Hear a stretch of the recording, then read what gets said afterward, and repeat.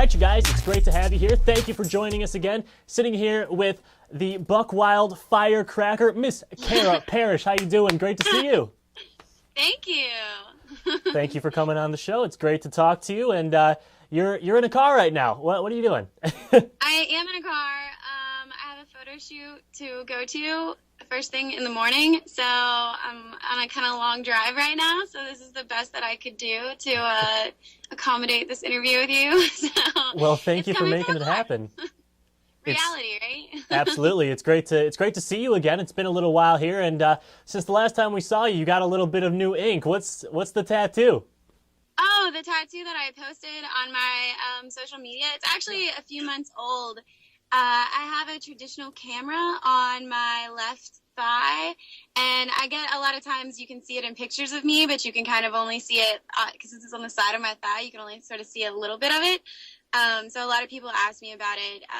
Jamie Tafe at Black Eagle Tattoo in Charleston, West Virginia did it for me, and it's just a traditional camera piece, like an old school vintage camera. Nice. So if you guys are in Charleston, go check out Jamie, get a couple of tattoos done, see what you can get going on there. It's actually the same shop that was on the show that was on Buckwild. It's the same place we got our MPS tattoos. Nice, nice. And you obviously still have the NPS tattoo. Have a lot of people told you that they've gone out and got motivated to get the NPS tattoo because of you guys? Surprisingly, yes. I never saw that coming. I didn't think that would encourage people to do the same thing. But I was at the Philly tattoo convention with Nick Quinn, who did the NPS tattoos.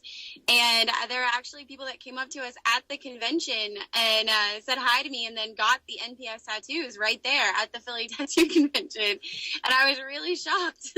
I wasn't expecting it. I mean, it's our life motto, but it's always surprising when somebody goes out on a limb and takes it under their sort of wing too. Definitely. And the tattoo, that's like some dedication right there. That is when you know you dedicate your life to some NPS living. Right? It's tattooed on you. You really can't back down for anything anymore. Definitely. Now, you've, gone out on a limb since you've finished up the show a little bit, doing a lot of club promoting, but what a lot of people don't know is that that's actually something that you've been doing for quite some time now. When did you first start getting into club promoting? Yeah, I actually started club promoting when I was about 19 at an 18 and up club in Morgantown. I was always really involved with the nightlife scene. So I actually used to do club promotions in Morgantown when I was first starting college. So it's something I've done for a long time. It's something I really like to do because I like to party. So it works out. All right, so you've been doing this for a little while now. I'm guessing you're getting pretty good at it. What's different between hitting up a club where CARA Parrish is there and hitting up a club that, is a little CARA Parrish list? I get bored really easy, especially doing the same thing repetitively. So usually if I'm hosting an event in a club or I'm promoting something at a club, then I try to make it a lot more fun. I try to have some sort of contest or a party or try to see if someone else can outdrink me. That kind of thing. Twerking contests. Oh, snap. Bring out the Miley Cyrus. Get the tongue on out there. Yeah. I love Miley. All right, so you are definitely in the party age right now. This is when you're supposed to be living it up. But, some students take this time and, they go to school or go to college, do grad school or whatever. Have you done any schooling? Are you planning on doing any in the future? Or where would you want to go? Yeah, I actually, I went to WVU, and my major was child development. I'm not sure I'm going to use what I majored in. It's not really turning out to be where my life's going. But it's nice to have that as a fallback. Definitely. And I would definitely be interested in going back to school at some point when my life's a little less hectic. Yeah, and I think a lot of people really do try to, make it in the entertainment industry, and it is so hard to, get those first steps in there. So having that fallback is really so important. Do you think that people are surprised when they hear that, one of the main stars of Buckwild actually, was doing the college thing for a little while? And do you think that that sort of like breaks that whole stereotype that people should know that? I wish that on the show, we really only showed one summer of our lives, so it didn't show the time that we were in school. So it didn't show fall semester, spring semester, anything like that. But actually, almost every cast member on Buckwild is either currently in school or has been in school. So actually, almost all of us are doing some form of secondary education. It just so happened that the show fell during the time of summer, so you didn't really get to see that, and we didn't talk about it a whole lot because it's more fun to hear about it, what we're doing on a Saturday night than it is to hear us complain about, I don't know, lit class. Yeah. All right. Now, you just said it was only one summer of your life. When that show hit, it skyrocketed real quick, and it was like an overnight change for you guys. What was it like, the audience reaction for you guys, knowing that it blew up so quickly? And what's some of the maybe negative and positive attention that you guys got right away after the show had aired? We got a lot of diverse reactions. There was a lot of people that were really excited about it and were really proud of it because it was a show that made being a small town person relatable for once. A lot of shows on TV are aimed at like smaller demographics. Like not everybody has like the Jersey Shore life, so to speak, and very few people have the Kardashian life, but a lot of people live the way that we do. And, small town America is a lot bigger. There's a lot more people in small town America than there is in cities. So, yeah. It made being relatable relevant. So a lot of people championed that. And we had some negative reactions. There's always going to be negative people. There will always be people that, even if you're the sweetest peach in Georgia, that don't like peaches. So you'll have that. All right, and now another thing that sort of you almost took on, a couple of episodes into the season, you brought on one of your ex-girlfriends onto the show, and that really made you relate to a lot of the country. Can you tell me a little bit about, what your thought process was when this person was about to come onto the show? Were you nervous? Were you thinking, oh my gosh, what are people going to think? What was going through your mind in the days leading up to that?